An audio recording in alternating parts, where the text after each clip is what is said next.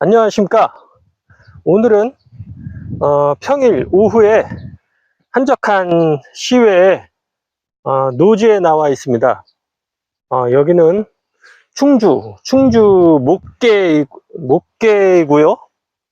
자, 제가 이곳에 지금 나와서 직접적으로 지금 영상을 촬영하고 있는 이유는 제가 가지고 있는 가장 오래된 바이크, 그러니까 CB650R인데 현재 가지고 있는 가장 오래된 차량이죠.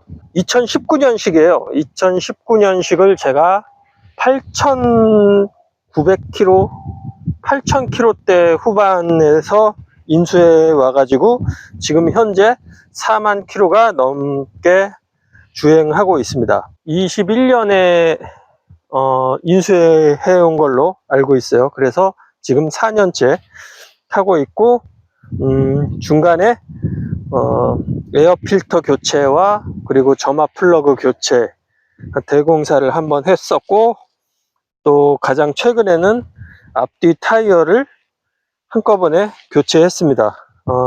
그 전에는 앞에 따로 뭐 뒤에 따로 이런 식으로 했었는데 1년 타고 나니까 타이어 마일리지가 1년 주기로 바뀌게 되는 것 같더라고요.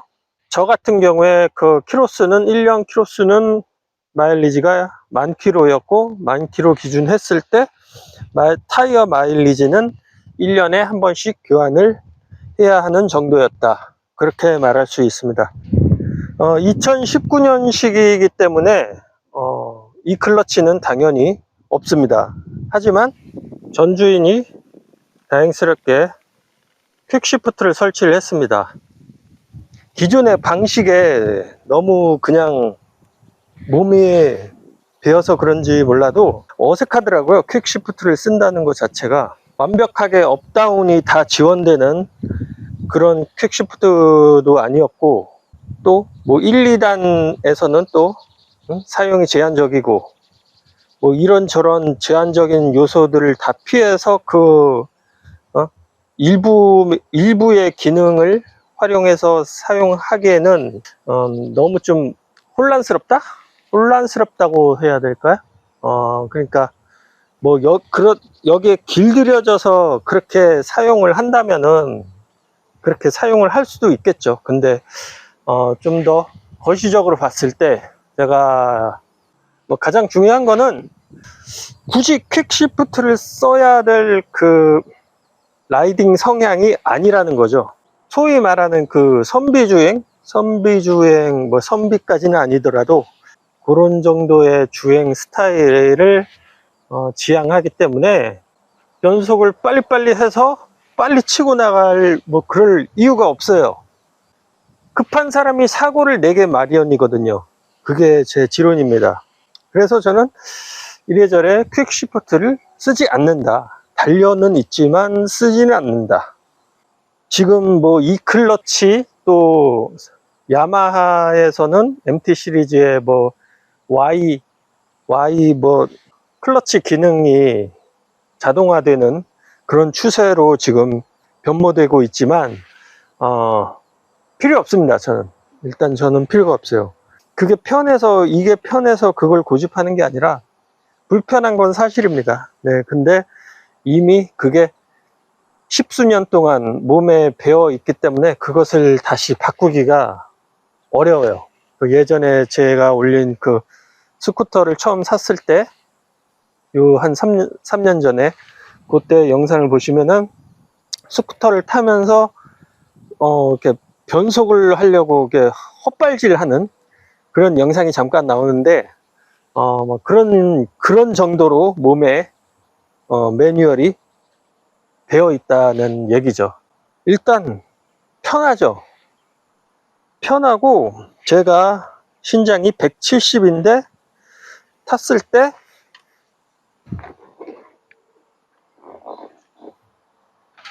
완전히 뒤꿈치가 바닥에 닿지는 않지만 한 요정도, 양발에서 한 요정도가 뜁니다. 뒤꿈치 끝이 그 정도의 까치발이니까 뭐 어지간한 지형에서도 부담이 없어요. 그리고 이게 비슷한 높이여도 제가 예전에 탔던 NC750 같은 경우는 시트의 폭이 넓어요. 시트의 폭이 넓기 때문에 같은 높이라고 해도 얘가 다리가 더 벌어지죠. 그래서 까치발이 더 각도가 더 커질 수밖에 없죠. 그랬습니다. 그 NC750 같은 경우가 그런 케이스였고요. 수치상으로 봤을 때는 그것도 크게 위화감이 없는 시트고였는데 막상 실질적으로 앉아보면은 각이 많이 벌어진다. 시트 폭이 넓어서. 근데 이 차량 같은 경우는 적당한 폭으로 좁아들기 때문에 앞으로 바짝 앉아서 까치발의 각도가 그렇게 크지 않다라는 점. 그래서 편하고요. 이 CB650의 장단점을 자 말씀드리려고 하는데, 장점 뭐 디자인 이쁘다. 근데 뭐 그거는 개인의 그 취향, 주관적인 거기 때문에 주관적인 것을 객관적으로 이렇게 말하기는 어려울 것 같아요. 어시스트 슬리퍼 클러치가 있기 때문에 그렇게 뭐 백토크가 심하지도 않고, 이거를 인수해 올 때 동시대에 그 MT-07이 있었어요. MT-07은 17년식이 있었는데 MT-07에 비해서는 약간 더 좀 숙여지고 앞을 내다보는 그런 자세였기 때문에 계기판 속도보다 한 10에서 20 정도 좀 체감 속도가 좀 크게 느껴졌어요. 그래서 그런 자세 때문에 간혹 손이 저리기도 하고, 또 뭐 허리가 아프기도 하고, 또 초반에는 제가 한 1년 정도는 엉덩이가 자주 아팠어요. 장거리 타면은 한 2시간 이상 지속적으로 주행을 하고 나면 항상 엉덩이가 아팠어요. 엉덩이가 완전히 둔부가 아니고 요 허벅지 안쪽 여기 요 부분, 그러니까 요 시트에 요 부분이 닿는 부분, 거기에 이렇게 통증이 오더라고요. 근데 그게 언젠가부터 이제 사라졌냐면 제가 주행 스타일을 바꾸기 시작하면서 그게 사라졌습니다. 그러니까 어떤 거냐면 평상시에는 이 앞쪽에 앉습니다. 이 앞쪽에 앉고요. 그리고 뭐 7, 80 이상의 고속 주행을 하게 되는 경우에는 기존의 이 포지션에서 신호 대기하던 자세에서 고속 주행할 때는 엉덩이 뒤로 빼고 약간 좀 더 숙여지는 그런 자세로 해서 이렇게 자세를 그 속도에 따라서 자세를 좀 바꿔주면서 그렇게 변화를 주면서 타니까 뭐 2시간 이상을 타도 엉덩이가 베기지가 않고, 그리고 뭐 다른 신체적인 그 문제가 해결이 됐습니다. 그러니까 뭐 손목이 아프다, 뭐 목이 아프다, 허리가 아프다, 뭐 엉덩이 아프다라는 사람도 종종 있었거든요. 그러니까 심지어는 알리에서 이 시트를 그 엠보싱 모양으로 올록볼록하게 하는 그런 시트를 또 제가 사서 바꿔서 한 1년 정도 타봤어요. 근데 마찬가지였어요. 그러니까 자세를 바꾸기 전까지는 이 시트나 순정 시트나 그 사제 시트나 마찬가지였다 그거고, 자세를 바꾸고 나니까 뭐 다시 원래 순정 시트를 써도 다른 문제가 사라졌다 이겁니다. 자, 그래서 엉덩이가 아프다, 뭐 손목이 아프다, 뭐 그런 분들 자세를 바꿔가면서 타보시라, 적극 권장합니다. 자, 그리고 장점, 머플러가 밑에 있어요. 머플러가 밑에 있기 때문에 이런 사이드백을 설치를 해도 그 배기 열이 닿으면서 녹기도 하고요. 그런 부분에서도 장점이 되기도 하고, 그리고 단점이 제가 제일 1순위로 꼽는 단점이 있는데 바로 계기판입니다. 계기판 작아요. 요만하죠. 제가 사용하는 이 휴대폰 이 액정만 합니다. 정말 요것보다 길이는 약간 더 길고 폭은 살짝 더 좁죠. 이거 비교해서 딱 대보면은 정말 요 크기 요대로입니다. 그리고 사실 크기는 그렇게 중요한 게 아니에요. 그냥 뭐 식별할 수 있으면 돼요. 현재 속도, 뭐 현재 기어 포지션, 그리고 뭐 연료 게이지, 시계, 뭐 가장 중요한 거 현재 속도. 현재 속도는 왜 중요하냐? 과속 방지 카메라, 후방 카메라 요즘 계속 많아지고 있죠. 그러니까 거기 속도 맞추려면 현재 속도를 알아야죠. 그렇기 때문에 현재 속도 중요합니다. 현재 속도 중요하고요. 그리고 뭐 연료 게이지, 그 다음에 연료가 바닥날 때는 이제 또 깜빡이는지 또 확인해야 되니까. 근데 중요한 거는 작아도 뭐 핸드폰도 저만 하니까, 핸드폰 화면도 저만 하니까, 근데 작은 건 문제가 안 되는데 주간에 햇빛의 특정 각도에 매칭이 되면은 거의 안 보이다시피 한다는 거. 현재 저는 최대 밝기로 되어 있습니다. 최대 밝기로 설정되어 있음에도 불구하고 안 보여요. 그리고 심지어는 요 핸들 요 브라켓 부분이 반사가 돼서 그게 보이기도 해요. 참, 왜 이런 아쉬운 부분을 제가 수정을 안 했는가. 그리고 2025년 현재 지금 이 클러치가 등장하면서 풀컬러 TFT 계기판으로 바뀐 걸로 알고 있습니다. 자, 이번에는 좀 더 심층적으로 각 부분에 부착되어 있는 부품 또는 액세서리들에 대해서 알아보기로 하죠. 거의 뭐 GT 바이크처럼 변모된 모습을 갖추고 있죠. 자, 그러면 가장 먼저 가장 1순위의 품목으로는 엔진가드를 1순위라고 저는 추천합니다. 알리에서 구입하고 제가 직접 설치한 엔진가드, 이게 57,000원대였나? 뭐 57,000원 정도 했던 걸로 기억합니다. 그리고 이런 가드 패드 같은 거는 또 별도로 추가로 구입해서 설치한 거고요. 뭐 취향에 따라서 뭐 빨간색, 노란색, 뭐 까만색 그렇게 설치하면 되겠고, 원래는 여기 이렇게 봉 스타일로 그런 가드가 있었는데, 여기 있네. 기존에 상처가 있었습니다. 원래 그 전 주인이 만들어낸 상처.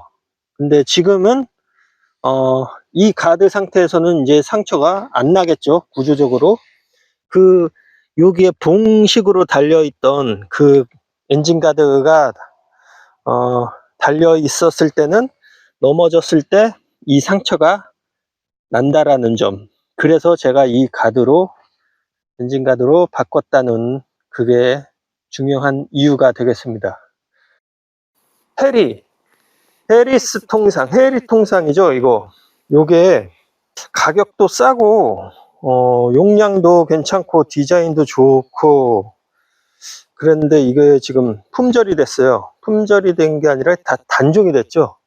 제품 자체가 이제 더 이상 판매를 안 하고 있습니다. 이게 원래 이 끈이 아니고 이 버클, 이 버클 있죠? 요 방식인데 원래 방식이 너무 번잡해요. 그 여유 길이가 너무 길게 나와가지고 이 안에 그 끈 뭉치가 진짜 잘라내지 않으면 끈 뭉치가 너무 그 다발로 너무 크게 있어서 제가 그거를 과감하게 던져버리고 요 방식으로 해서 이 시트 밑으로 딱 걸쳐 놓는 그런 방식으로 전향시켰습니다. 자, 다음으로 탱크백에 대해서 말씀드려 볼 건데요. 저는 현재 연료 탱크 주입구에 부착형 고정형 탱크백을 사용하고 있습니다. 예전에 과거에는 버클 형식으로 된 스트랩 방식의 끈으로 결착하는 방식의 탱크백도 사용해 봤고, 자석 부착식 탱크백도 사용해 본 적이 있습니다. 근데 자석 부착식 같은 경우에는 연료 탱크가 철제가 아닌 이상 사용할 수 없다는 제한적인 조건이 있죠. 공통적으로 그 스트랩 방식이나 자석 부착식 방식은 공통적으로 다 저가대예요. 저가대 제품에 그런 방식을 채택하고 있습니다. 비싼 걸 살 필요가 없었죠. 뭐 비싼 제품도 나오지도 않았고요. 그 저배기량에서 그 주입구 고정형 방식의 제품은 나오지 않습니다. 지금은 중국산 저가대 제품이 나오고 있기 때문에 이렇게 지금 싸게 구입해서 사용할 수 있는데요. 다이얼 방식으로 잠금 장치도 되어 있고, 나름 뭐 구색은 잘 갖췄어요. 그리고 뭐 제품 퀄리티도 나쁘지 않고. 자, 근데 그 스트랩 방식과 그 자석 부착식 방식에 둘 다 공통적으로 그 탱크에 밀착하는 방식이다 보니까 이게 짐이 실려 있는 상태로 뭐 바이크가 급제동을 한다거나 과속 방지턱을 넘는다거나 아니면 뭐 요철 부위를 지나거나 완벽하게 그게 고정이 되지는 않아요.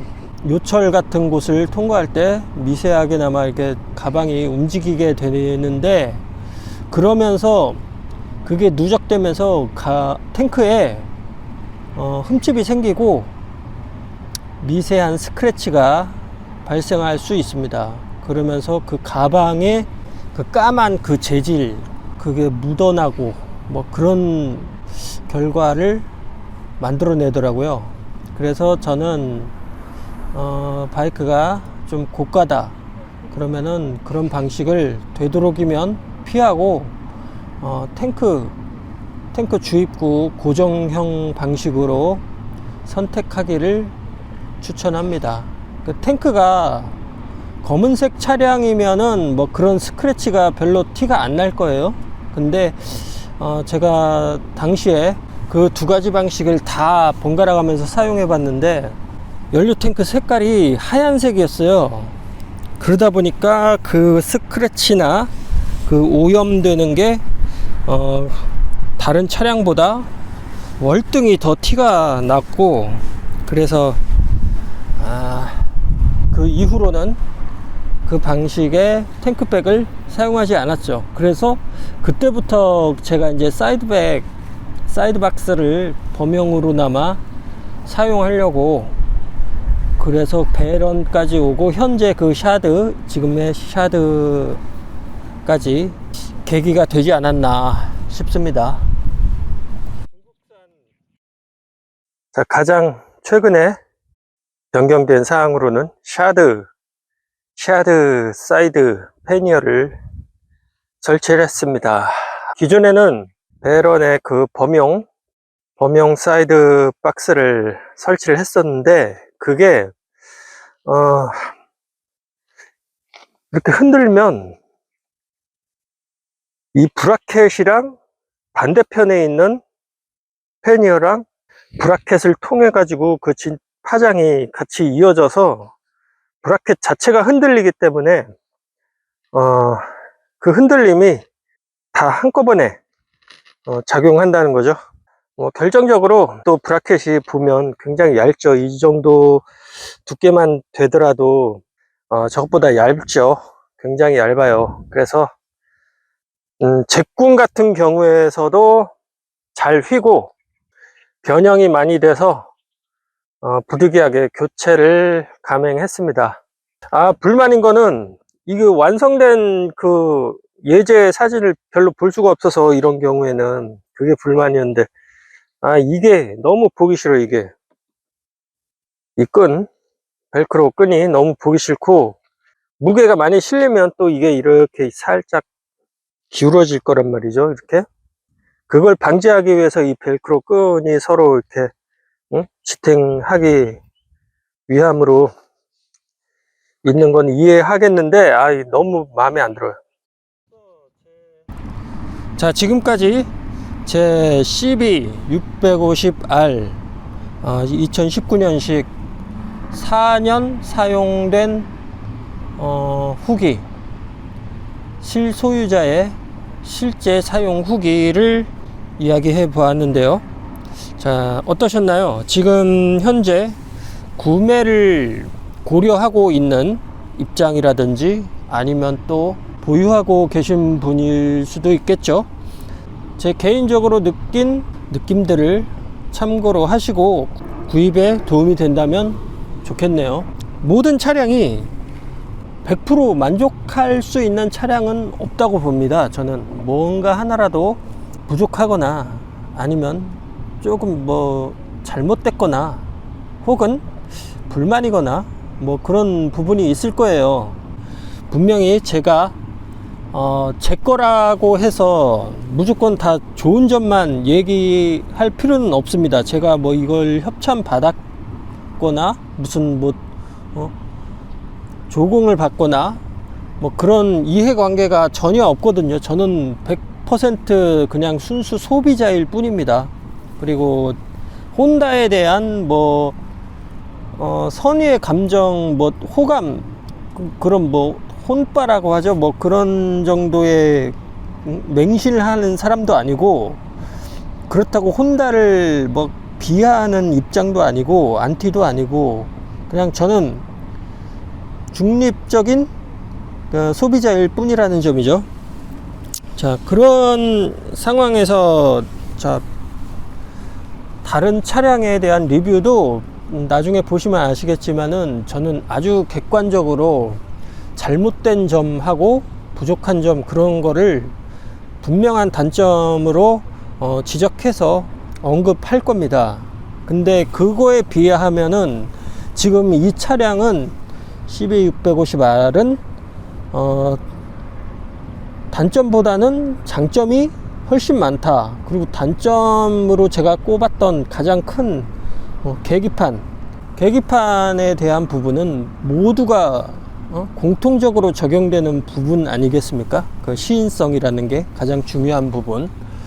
그 단점은 다른 장점에 다 충분히 묻혀서 수용할 수 있다, 뭐 그 정도이고, 그래서 결론은 객관적으로나 주관적으로나 굉장히 준수한, 추천할 수 있는 수준이다 라고 자신 있게 말할 수 있습니다. 자, 이렇게 해서 지금까지 제가 4년 동안 보유하고 또 앞으로도 계속 유지할 계획인 CB650R에 대한 리뷰였습니다. 감사합니다.